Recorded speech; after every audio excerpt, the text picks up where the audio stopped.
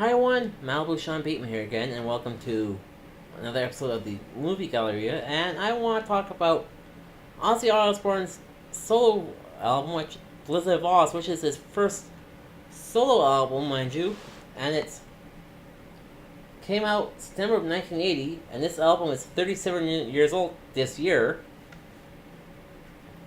and it's his so. Like I said, it's his debut album after his departure from Black Sabbath the year earlier, which is pretty nice seeing him going solo, do a solo career post Sabbath, which Sabbath was going strong as well as Ozzy. And this album had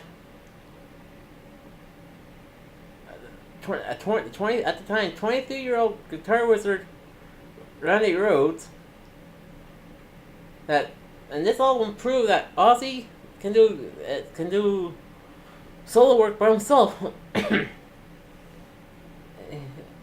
it proved that to both Ozzy and his fans that he can cut it along on his own.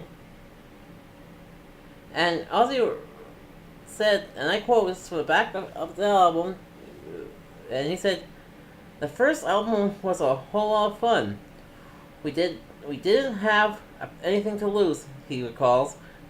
"It was party time." And this album is freaking awesome. And I only know one song from this album, "Crazy Train," and it was that song that's appeared in is a commercial for World of Warcraft that had Ozzy Osbourne in it, and this album is a must-have for any rock fans. And out of 5, I'm giving this album a 4 out of 5. And this is Malibu Sean Bateman signing off.